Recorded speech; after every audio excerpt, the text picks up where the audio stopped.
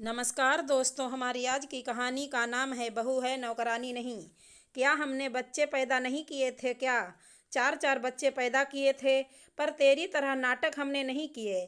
घर का काम तो करना ही पड़ेगा। अब पेट से है तो क्या हुआ, तू ही दुनिया में पहली औरत है क्या? निर्मला हाल में अपनी चारपाई पे बैठी बैठी चिल्ला रही थी।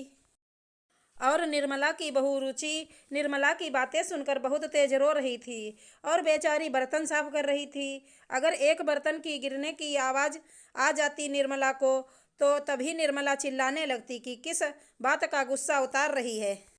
इन बर्तनों पर मेरे सर पे मार, इतना ही गुस्सा आ रहा है तो? निर्मला का रोज का ही यही काम था। रुचि बेचारी चुपचाप काम में लगी रहती, कभी उसको पलट कर जवाब नहीं देती। अभी उसकी शादी को 10 महीने ही हुए थे और वह 7 माह की गर्भवती भी हो गई। तो निर्मला के सपनों पर पानी फिर गया।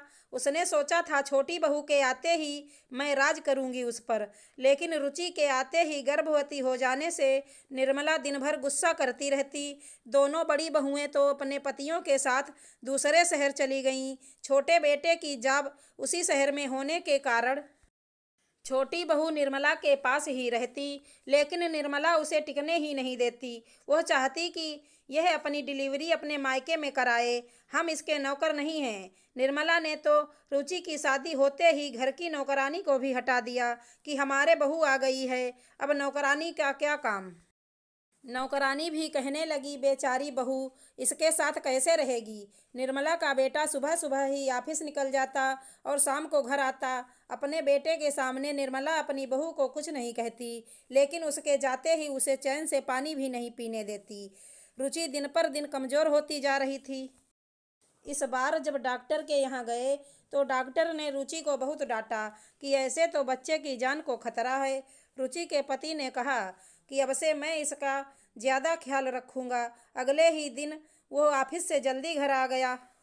जैसे ही घर के दरवाजे पर पैर रखा तो सुना कि उसकी माँ रुचि पर बहुत तेज से चिल्ला रही थी और साथ ही साथ उसके घर वालों को भी अपशब्द बोलने लगी। लेकिन रुचि चुपचाप सब सुन रही थी। निर्मला के बेटे ने इतना सब सुना तो गुस्से में लाल पीला हो गया। उसने अपनी माँ को बहुत सुनाया और कहा, तुझे यह नहीं दिखता कि यह माँ बनने वाली है और इसकी तबीयत इतनी खराब रहती है? मुझे क्या पता तू मेरे पीछे से इतना झगड़ा करती है इसके साथ। पर निर्मला कहाँ चुप होने वाली थी। वह तो अपने बेटे पर ही चिल्लाने लगी, बोली कि तू भी निकल जा इस घर से। ज़्यादा ही अपनी बीवी को सर पे बिठाना है। मेरे घर नहीं होगा यह नाटक। मैं नौकरानी नहीं हूँ इसकी। मैं इसकी सेवा पानी करूँ क्या, और डिलीवरी भी करा लेना बाहर ही, मुझसे नहीं होगा कुछ। निर्मला के बेटे ने सुबह ही अपना सामान पैक किया और एक किराए पर घर ले लिया और शाम तक वहाँ शिफ्ट भी कर लिया और अपनी सास रुचि की माँ को फ़ोन कर रुचि के पास बुलवा लिया कि दिन में ऑफिस जाता हूँ, रुचि का ख्याल रखने के लिए आप आ जाइए। रुचि की माँ रुचि का अच्छे से ख्याल रखती तो रुचि का बीपी भी ठीक रहने लगा और रुचि की हेल्थ भी ठीक हो गई।